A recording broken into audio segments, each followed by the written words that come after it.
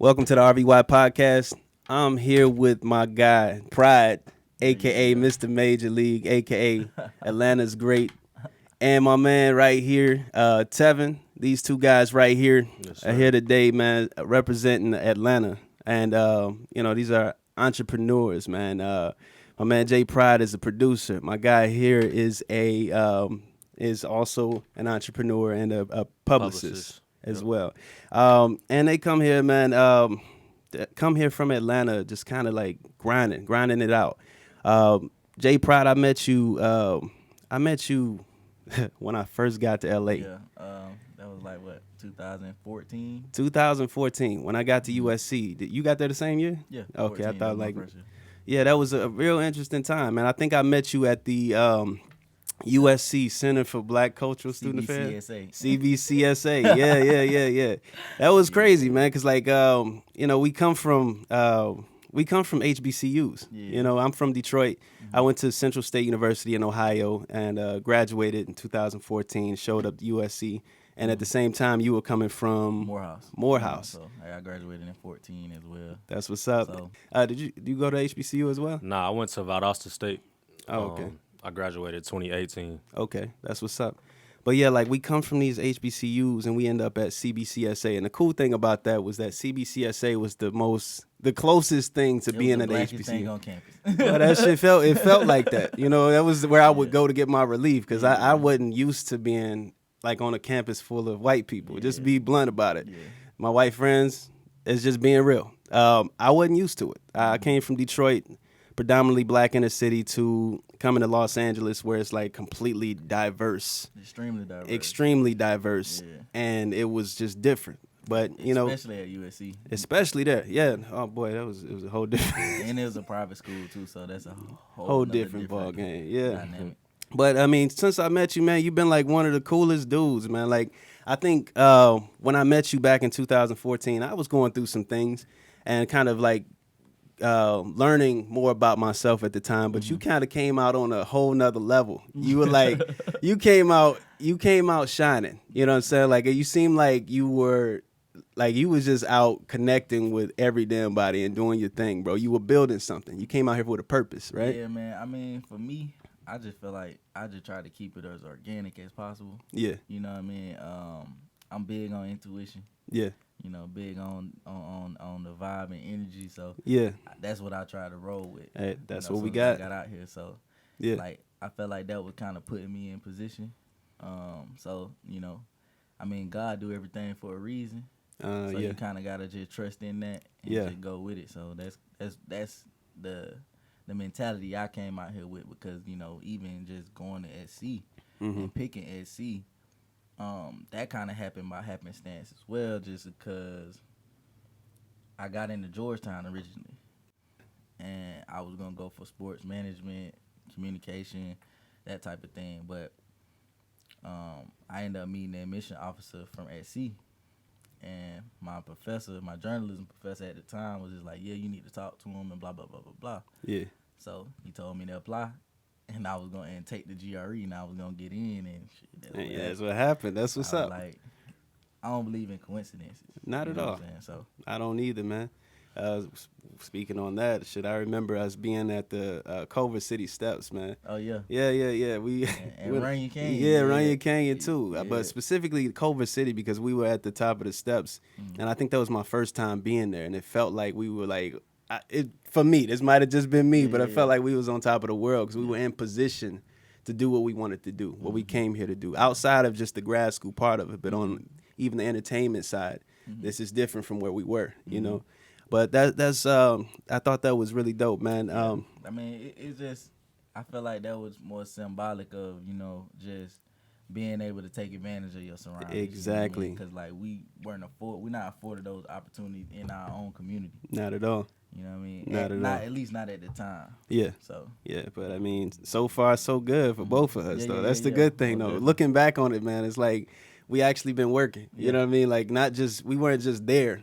Over the course of these last 5 years, we've been working. Like me and you we haven't talked. No, we haven't. In the last 5 years, bro. We haven't talked. I ain't seen you. But like, still, we both been on our own thing, on our stuff. For lack of better terms. Yeah, you know, man. You know, it's just the work. It's just the work, man. Yeah. You can't cheat that. So. Not at all. Not at all. And neither one of us have, bro. Mm-hmm. But we out here getting it and we making it work. So with that, you know, I know where I met you. You know, all of that shit was good. But my audience needs to know more about Justin Pride and J Pride Endeavors. Okay. All of who you are, sir. Who? Let's tell them who you are. I mean, shit. I'm from Albany, Georgia. It's probably an hour and a half north of Tallahassee. Yeah. I went to Morehouse undergrad. Yeah. My major was actually kinesiology. You know, coming out of high school, you know, I thought the right thing to do was, you know, I want to go, you know, work in healthcare and all of this other shit like that. But you know, that kind of it changed naturally. That changed after my first year. Yeah. So I minored in journalism and sports at Morehouse. Shout out to Ron Thomas. That's what's up. Professor Thomas. He pushed me to be in communications and you know that pushed me to go to USC like I mentioned before. You know, just talking to the admission officer and stuff like that. So I feel like that decision was that played a big part in like what I'm doing today. That's what's up. Coming to LA, you know, being immersed in, you know, the entertainment industry and the culture out here, and knowing that I wanted to work in music. Mm-hmm. I think that kind of piqued my interest to, you know, go a little bit deeper. Yeah. You know, and then I started taking cinema classes and stuff like that. You know, a couple classes I took at SC, the World of the Producer, Business of Representation. Nice. Like classes that really kind of stuck out for me and kind of helped mold, you know, my profession or my career path and the things that I wanted to do. So, yeah, man, I think that decision to come to LA and to go to SC and like just take that chance, I feel like that really is a big reason why I'm doing what I'm doing today. That's what's up, bro. But let's go back a little bit more. Like, you know, for me, it's definitely it's a I draw a blank when I think about the lifestyle of Atlanta, which I know you showing something that you're producing recently, but we'll wait to talk about that. Okay, I got you. But how was it growing up in Atlanta? You know, well, I grew up in South Georgia. Oh, in South Georgia. Sorry, Albany. Bro, it's different, bro. Like, country. It's slow.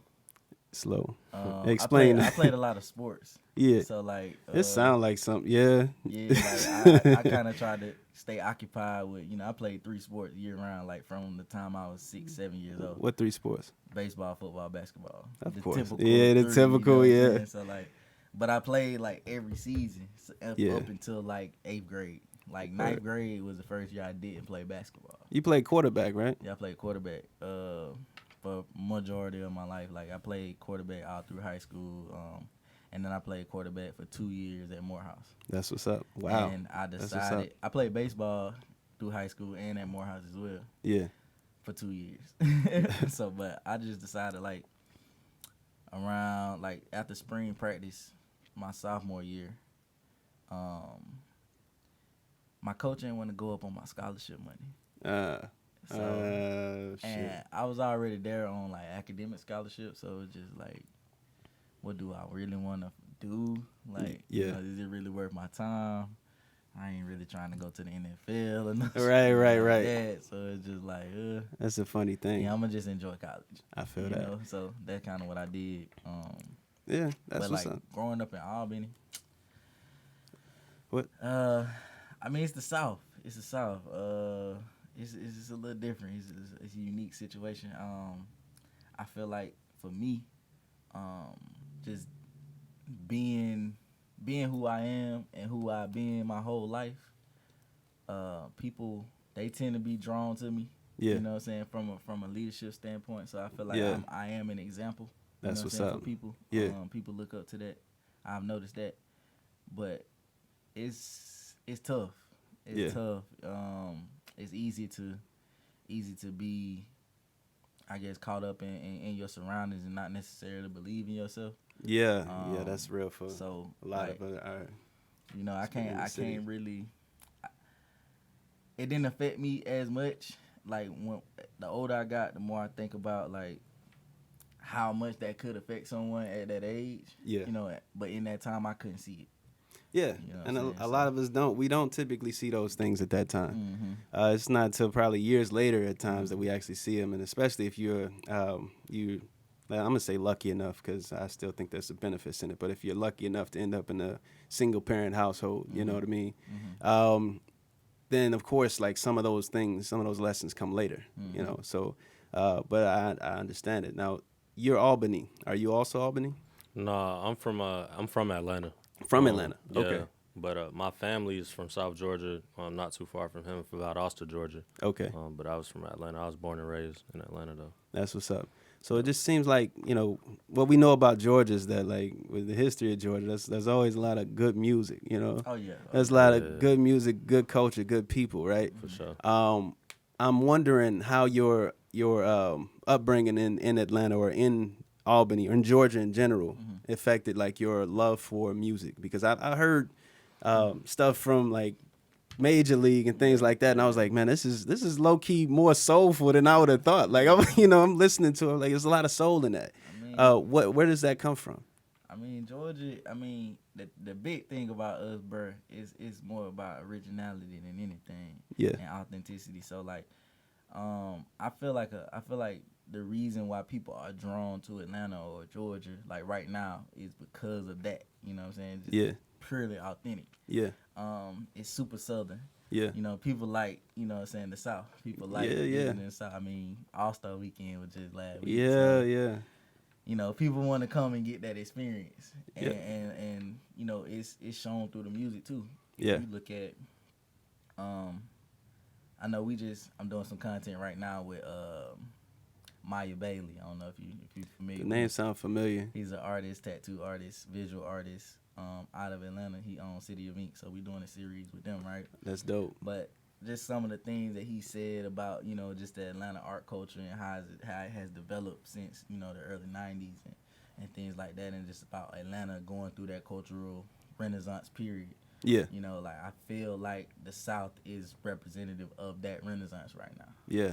So, and that goes from art, culture, music, whatever discipline, you know, you want to be in. But from a music standpoint, like if you look at the Netflix documentary, the movie on Ma Rainey. I don't know if you watched that. Oh yeah, yeah. You know, she was from Columbus, Georgia. But like the thing that they did and the thing that made her, you know, I guess popular or popping was the shows that she did in the tents.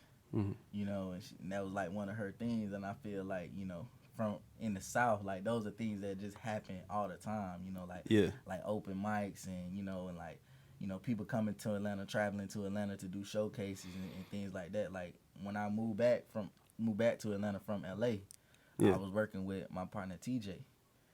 He had this showcase called Maximum Exposure. Yeah. And so in doing that, like that showed me, you know, how much influence Atlanta had. Because we were having people drive from Ohio and North Carolina and Houston just to audition for the showcase. Yeah. You know what I mean? And it was crazy because I'm like, okay, like you really see the power of the location. Yeah. You know what I'm saying? Like, and I thought that was a dope thing, but those things were built on, you know, a lot of other people before us, like, you know what I'm saying, LaFace Records, like that whole situation brought so much light to Atlanta from a hip hop, from a new age standpoint. Yeah. You know what I mean? Like, just all of those artists in general, like, cause you know you had Outkast, you had TLC, you had Usher, you know, all of them. A lot of that good music, in that one camp. But then you got So Def over here. Yeah. And then you got DTP over here. And then, you know, it's just. Well, y'all had, and you still got like a lot of good music down there. I mean, you just got the newer version of those. Yeah. You know what I'm saying? You got your YSL. Yeah. You got your QC. Yeah. You got your Street Execs. You got, you know, it's PRE. You got Love Renaissance. So.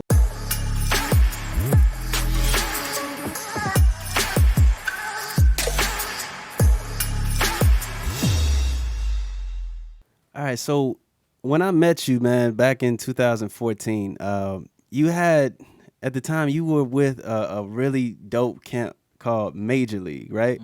Major League was, I thought that Major League was one of the dopest like groups coming out of the South, because I didn't know shit, but what I was hearing was just so damn dope. Like it was about 5 artists, right? Yeah. But we were bigger than that collectively. Yeah. You know, with all of the people that were supporting us and helping us out and just affiliated, like people that were riding for Major League. Yeah. So I can't even name the number how many people that were, but it was 5 artists. So yeah. I was an artist. Yeah. You know. And what was your role in Major League? I guess you could say that I was like the manager of the situation, but I mean, the most important thing for me was I was just trying to help out my homies. Yeah, and what I thought was dope about that is that you were in school for PR at the time, and you had this whole group of artists, which were your homies, which they ones for the most part, right? They ones, who you were like growing with at the time, and I thought that was dope, bro, because like you let me listen to their music, and I thought that shit was amazing. Yeah, I swear to God, I thought it was amazing. I'm like, damn, like Atlanta got some dope talent underground right now. Plus, you had I think his name was Mikey Pearls or something like that. What's his name? Yeah, Mikey Pearls. So that's my bro. He was producing. Yeah, and he was doing a little bit of rapping, but he was more so producing and stuff. So that was the homie. It's really dope. These guys they all came with their own styles, and I think that's what made Major League so dope at the time. But going from that, like. That comes again from that Georgia music, you know, that Albany. That was super southern. Yeah. So that was, I mean, that draw inspiration from a lot of different places. A lot of I can artists. tell. I can tell. And then with us being so close to Florida, Florida definitely had an influence on, that sound and, those guys' style. Yeah. And cause that's a unique mix, right? You got like North Florida, South Georgia, type style. Like that's super different. Yeah. So I think that's what was the refreshing thing about it at the time. Yeah. And like all of them, they all had different style, different cadence, different, delivery. It was a dope situation. Okay. We and I got the idea to like keep doing that or to like start doing that from my first mentor in the PR game, Travion Davenport. Yeah. So she kind of encouraged like I would play the music around her because I was interning for her. So I kind of like, well, let me know what you think about this. Yeah. And so she was just like, well, I think you should just go home and just do it. Just go home and just do it. That's what's up. So I was like, all right. Yeah, you got it going. Yeah, so that's I just put it together. That's what's up. So going back into the PR part of it, like, so over the last 5 years, you've been growing. You've worked in entertainment and got your degree in area of PR. Tell us more of how that last 5 years played out for you.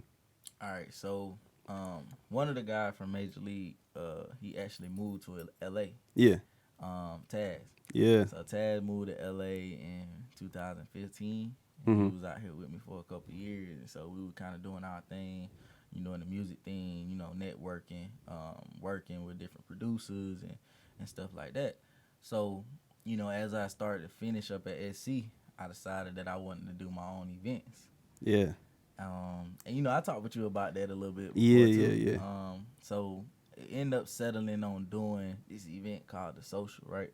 Yeah. So I had got a situation with my one of my OGs, like he ended up being one of my roommates too. Yeah. But DJ Don Juan, shout out to the Noops. That's what's he went to Middle Tennessee. He from Nashville. He was actually a Young Buck DJ back in the day. That's what's up. Crazy. Yo. But yeah, so he put me on at this spot called Privacy LA at the time. It was on I remember. Yep.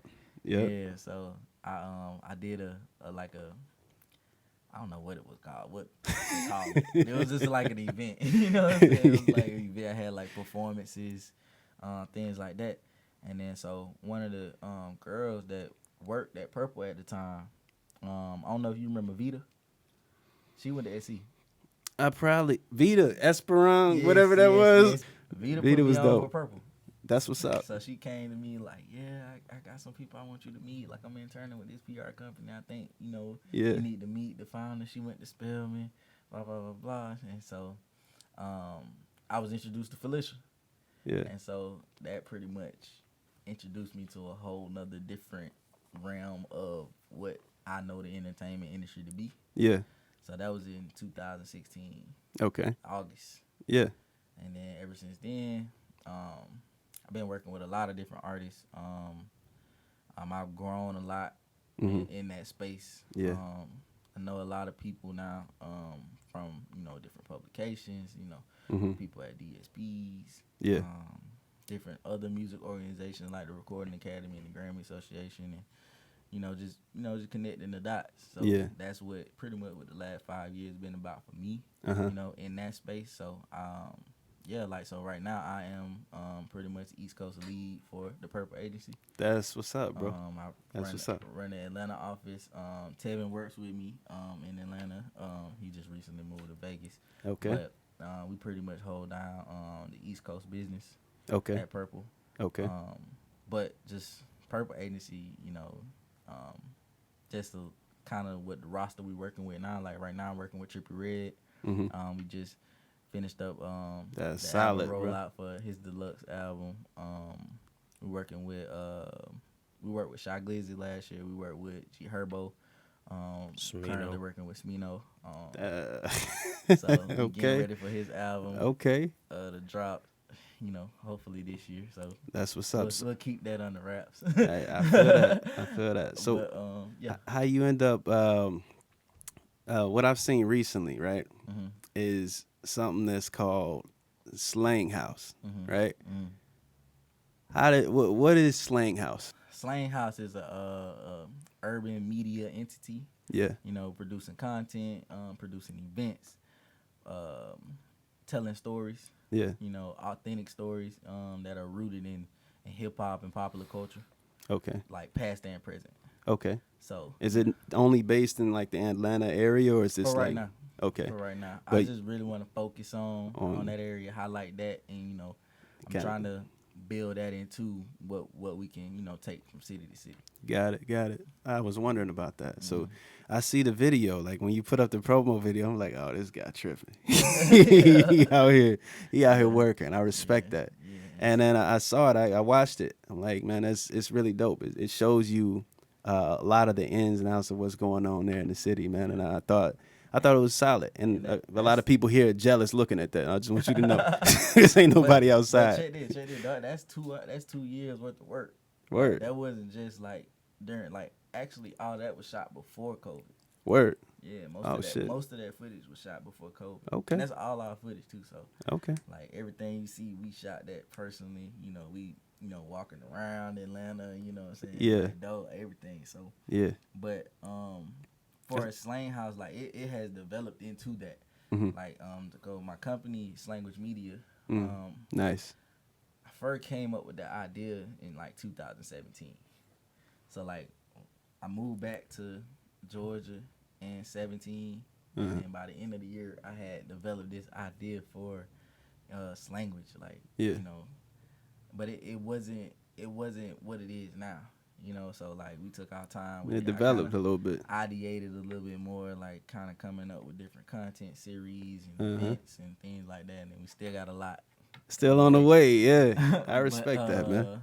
But yeah, so like it just kind of developed, man. Just talking with people. Got a great team with Slanghouse that has developed over the years. That's what's up. Yeah, and that shit looks good. I just want you to know that shit looks good. We trying to put together a big push. We got an event on April 3rd. Where? In Atlanta. It's called Caviar. Caviar. Yeah, it's gonna be like a fashion art type show. So that's what's up. All right. Spearheaded by my creative director, head of creative. So Slanghouse. Where is Slanghouse 5 years from now? With Slanghouse, bro, I want to be that media entity that tells all the right stories. Huh. You know what I mean? That's a good way to put it. Yeah. Yeah, because like I feel like. Is it just for like the community, or you know what I mean, like? Just black culture in general. Love it. You know what I mean? I feel like a lot of publications, they report on the news. And I don't want to be newsy. Yeah. You know what I mean? I want to talk about the things that intrigue people.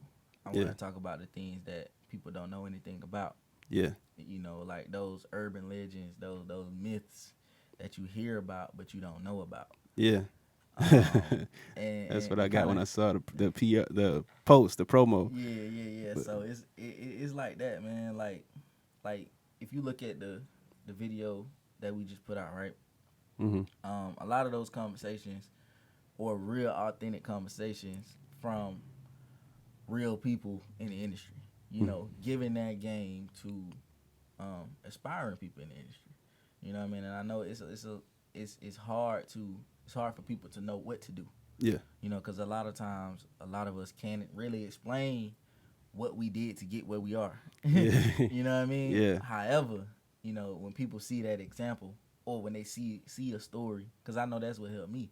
When I see a story, when I see someone explain how they got from point A to point B, like maybe my journey might not be the same, but I can take pieces from their journey and pieces from this journey to kind of build what I want my life to be, or what company I want to build. Yeah, that's real. That's what's up, man. So that's just, I think that's really dope, and that's a great idea. And then of course when you talk about the culture and the community itself, man, that's a really solid thing. So we need that. We need all of the entrepreneurship in our community. We need all of us as black men to be out here making and setting examples for our community. So I see that, and I respect what you're doing, man. I think iron sharpens iron. Oh no, for sure. And we need all of that shit. Yeah, we need all of it, for real. So like I love what both of y'all are doing. Like your publicists, you guys are working together. Right now, the image that you have sitting next to each other is us sitting next to each other is positive for our community. As you know how they've tried to kind of destroy the image of black men in America. And what we're doing right now, the work that we're putting in individually and collectively is kind of like destroying that negative image that they were trying to create for us. So I want to say, number one, big ups to y'all for what y'all doing. I love it, man, because like my whole thing is reshaping that image for us and rebuilding the community and the expectations for us. You know what I mean? So y'all are doing that with Slanghouse. You're doing that with the PR stuff. You're doing that with even the mindset that you carry, bro. So keep carrying that forward for sure.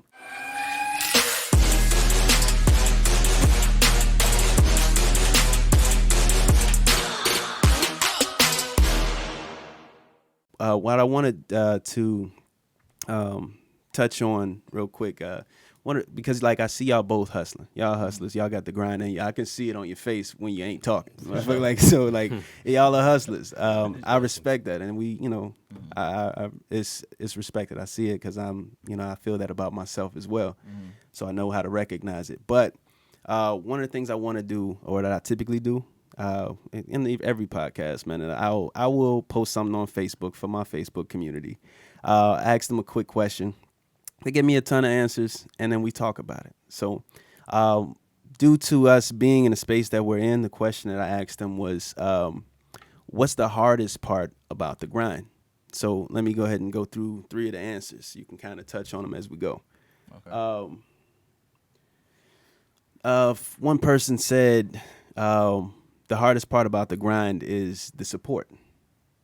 Finding, my guess is, because they left it there, the support. That's kind of an open-ended thing. Like it for me, like it's only difficult when you're in the beginning phase and you are looking for the support. Right. When you get along the way and you start grinding, I think people start to find out that you are the support. You know what I'm saying? Yeah. But what's your thoughts on that? And as blunt as this may sound, nobody supports anything that isn't proven. Ooh. You know what I mean? Bars. So you can't, bars for them. You can't. I wouldn't hinge like. I wouldn't say that's the hardest thing about the grind, because the support isn't the grind at all. You know, the grind isn't dependent on the support. Yeah. You know what I'm saying? Right. Yeah. So like you got to grind regardless. Right. Yeah, the grind is what you trying to use to get people to support you. I feel like so. I think that to answer that question, I think that the hardest part for me, because I have a clothing brand. O'Barron Asher that I'm wearing right now, cut different. That's what's up. And then I also have a consignment shop called Authorized No ID. And the reason that I named it that is because not only are the shoes and the gear is authorized, but no ID was for the fact that sometimes like people support you when they don't know it's you. Like they support something more when they don't know it's you. Yeah. And that's weird, but It that's is. just the way that people naturally do things. You know what I'm saying? That is a weird thing. Yeah, like people all like, you know what I'm saying? Like you got your homie who got a clothing brand for a $50 sweatshirt, but that Supreme, you know what I'm saying, is 60 or 70, and you like, no, I don't want it. It might be the same quality, but you gonna go get that Supreme because it's a proven brand already. Yeah, you know what I'm saying? Like that's the messed up part and about that's just how it goes. But you know what I'm saying? Slowly but surely, like you said, when you do that grind and you become proven, that's when, you know what I'm saying, that's when that support comes and everybody want to be there when they want to ride that wave with you when they see the success happening. Yeah. That's true. It's just paying your dues. Yeah. You know what I'm saying? Everybody had to do it. Yeah. Right. You know what I You mean? got to start somewhere. Another person said time management was the hardest part about the grind. I believe that's true because I think the most important thing to me in my life is my time, because I know that outside of the love for my family and all of that stuff, you know, that's still there. But, you know, it's like for me, I value my time because I know that tomorrow ain't promised. Right. So like everything that I do, even if I slack off from some work that I need to get done, I feel bad about this shit. Like I'm checking myself internally because I know that I'm supposed to be doing this. You know what I mean? What are your thoughts on time management being part of the grind? Or time management is important. I would say, and I get a little off track with this, but it's like, all good. I'm super intuitive. Yeah. You know what I mean? So like, I just feel like that if it's something that you passionate about, and if it's something that you know you desire, like the end result, whatever that desired result is, like I just feel like time shouldn't be an issue. You know what I mean? Because no matter how long it take, you know what I'm saying? Yeah. Like, you gonna get it done. So it's just like, you know what you got to do on a day to day. Yeah. You know what I mean? To make it work. Yeah. So just make it work. I feel that. I feel like mine is from like personal pressure that I put on it because I'm like, I know I need to be working. I know I need to be moving. Yeah. And I've been in spaces where I would lack a little bit. And I'm like, you know what? I need to be on top of myself because ain't nobody else going to do it for me. You know what I'm saying? But what about, oh, go ahead. Now I was going to say, you can't really, I mean, you know, sometimes we are creators, right? Yeah. You know what I mean? And because we aren't necessarily painters or, you know what I'm saying, or musicians or things like that, like we start to put those parameters on ourselves and don't let our art breathe. You know what I mean? So you have to understand that it takes time for your art to develop and you know, for your vision to, you know, fully develop. You know what I mean? So like time management is as long as you're working, progress over perfection, right? Yeah. So as long as you're working and putting the hours in, the end result will be what you want it to be when it's ready. I mean, that's true. I respect that. Yeah. What's your thoughts on it? I think that I agree with what Justin said. And like you were just saying, I think that one step is better than no steps, and I think that you can create your own time limit on how fast you want your vision to come. Yeah.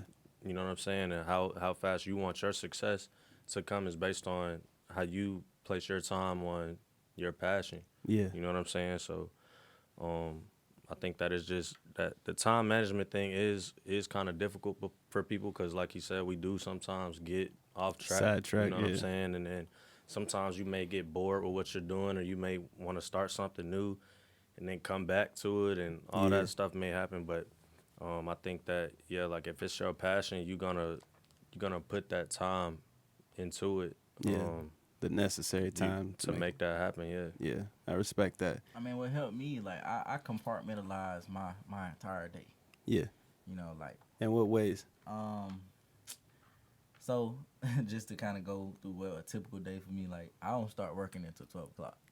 Okay. You know what I mean? Was it like self-care early on? Me time, Me it's time. important. It's important. Respect. People, you have to set those boundaries. Yeah. You know what I mean? You have to, you know, mental health is It's so important, and Yeah. I mean, it's, you know, people have been shining a lot of light on that lately, Yeah. especially in the black community. It's important. It's important. But, like, bro, you gotta take time to get to know yourself. Yeah. You know what I mean? To kind of, you know, sit with yourself sometime, and like I like to do that in the morning, and especially being on the East Coast. Yeah. Doing a lot of West Coast business. Yeah. It don't make sense to start so early. Because you gonna be working all day. It'd be tough. It'd be tough. You got a meeting at 7. Yeah. Their time. It's 10 o'clock our time. We trying to unwind. You know? It'd be crazy. Yeah. Yeah. Still want to have calls and Yeah, it'd be crazy. you know, they want to set up interviews, and it's after 7, 8 o'clock on the East Coast. You know what I mean? And Yeah. it's cool, but it's just like, so I'm not gonna start before 12.